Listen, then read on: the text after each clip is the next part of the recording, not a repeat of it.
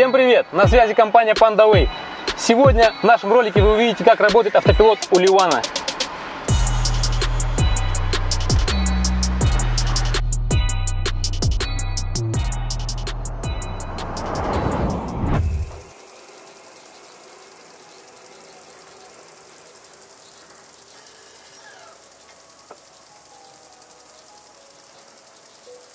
Друзья, для тех, кто не знает, автопилот в автомобилях настоящего времени – это не средство, которое довезет вас из точки А в точку Б.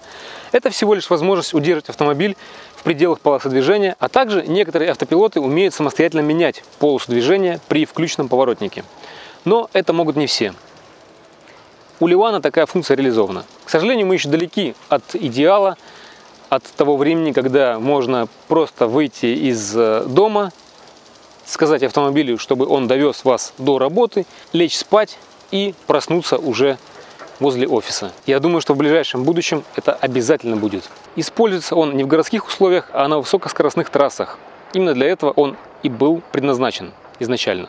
Автопилот работает за счет двух камер, которые находятся за стеклом в передней части.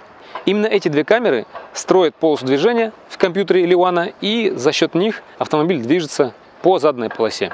Также в систему автопилота входит радар, то есть здесь идет излучение и прием волн, за счет которых строится картинка и отображается препятствие. Но, к сожалению, радар не способен увидеть все препятствия, такие как пенопласт, пластик, картон и прочее. Прочий легкий мусор, скажем так. Радар очень хорошо видит автомобили, мотоциклы, людей. Если на вашем пути следования встречается автомобиль, мотоцикл или человек, то радар видит его и автомобиль останавливается. В этом ролике мы протестируем, как автомобиль ведет себя на дороге, какие полосы движения он видит, какие не видит. И что произойдет, если разделительные полосы закончатся и перед вами будет чистая, не размеченная дорога. Для того, чтобы активировать автопилот, выставляем автомобиль в середину полосы движения. Скорость должна быть выше 30 км в час. И нажимаем два раза на себя правый лепесток. Сейчас автомобиль был очень близко к левой полосе, и автопилот не запустился. Выставляем по центру и нажимаем. Опять, видите, с правой стороны не запустился. Вот. Автопилот активен, и сейчас автомобиль удерживает полосу и скорость, заданную скорость. Скорость регулируется правой рукояткой. Нажимаем вверх, и скорость становится кратная 5. Далее, при нажатии вверх, скорость меняется на каждые 5 км в час. 90, 95, вниз также 90. Выставили 90.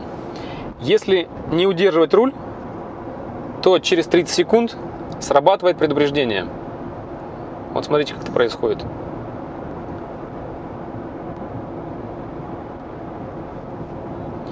Сначала световая сигнализация.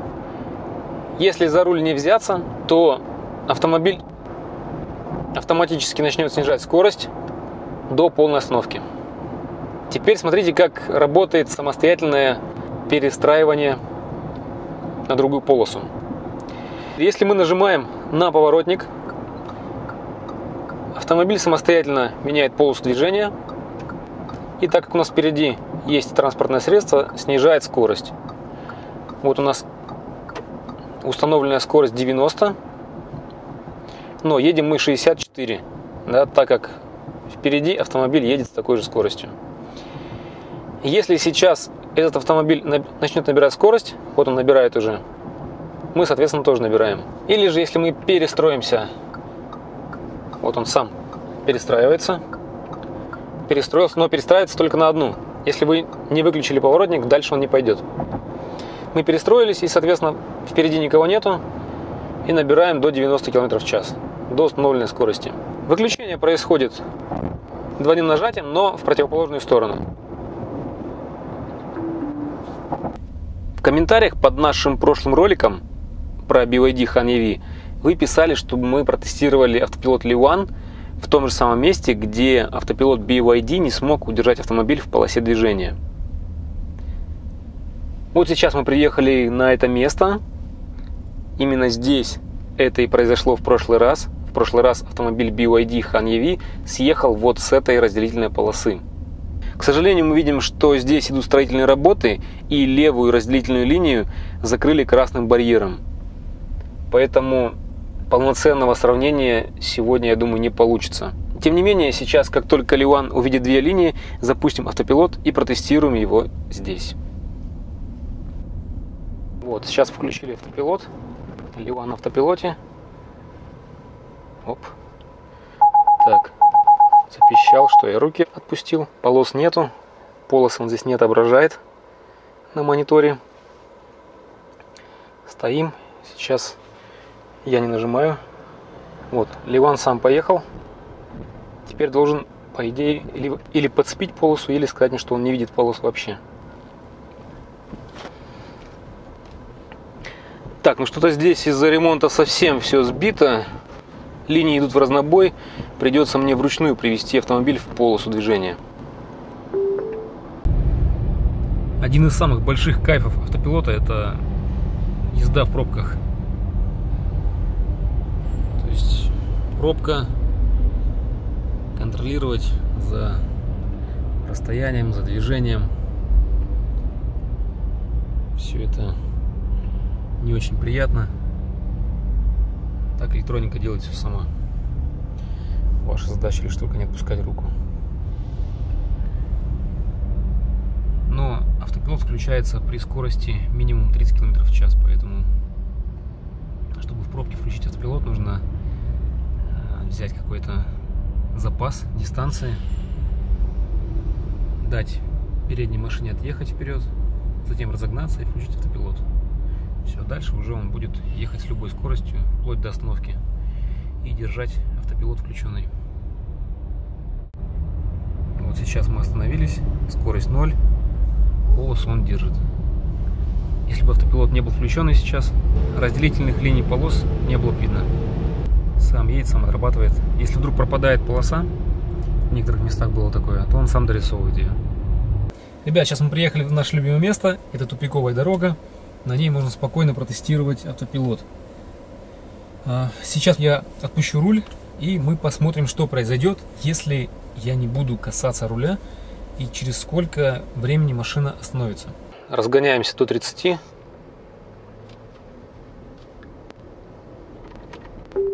Включили автопилот. Включили секундомер. Все, едем. На педали не нажимаю, руль не держу. Давайте минимальную скорость поставим. 30 км в час. Вот, вышла световая сигнализация. Начинает пищать. Меньше можем сделать? Нет, меньше 30. Меньше 30 не делается. Итак, 30 секунд, пока едем. Едем, наслаждаемся красивыми видами.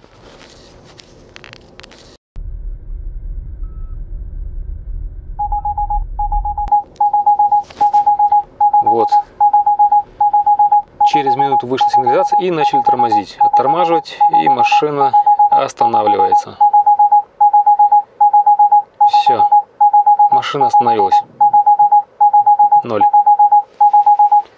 Минута. Если я взял за руль, сигнализация прекратилась. Если сработала сигнализация, то дальше вам машина не даст включить автопилот, пока вы не выключите ее и не включите снова. Давайте проверим. Разгоняемся до 30. Вот я пытаюсь ее активировать. Автопилот мне не дает. Да, ребят, не получается запустить автопилот. Автомобиль считает, что с вами что-то не в порядке, раз первый раз сработал стоп. После предупреждения вы не взялись за руль. Автомобиль остановился. Произошло экстренное торможение. Значит, с вами что-то не в порядке. И поэтому дальше автомобиль вам не разрешает запустить автопилот снова. Чтобы его включить, мне придется сейчас выключить автомобиль, включить его снова, и после этого он будет активен. Выключаем автомобиль. Теперь активируем его. Прошла перезагрузка. И сейчас, по идее, все должно заработать. Теперь мы начинаем движение. Набираем скорость 30 км в час. Включили автопилот. Все, нарисовалась у нас полоса. Едем. Сейчас, смотрите, интересный момент. Впереди, на перекрестке, у нас нету разметки. Как поведет себя автомобиль в этом случае?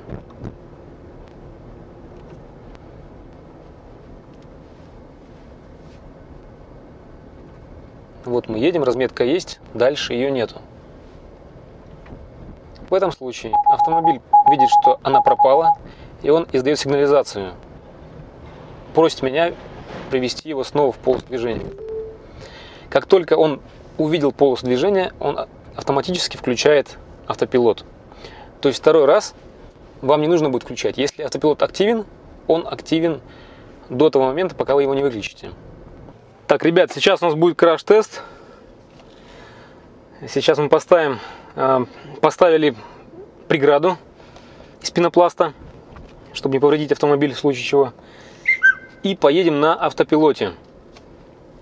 Прямо в эту преграду. Посмотрим, справится ли автопилот. Остановится ли автомобиль. Едем. Впереди у нас препятствие. И сейчас посмотрим, как автопилот справится.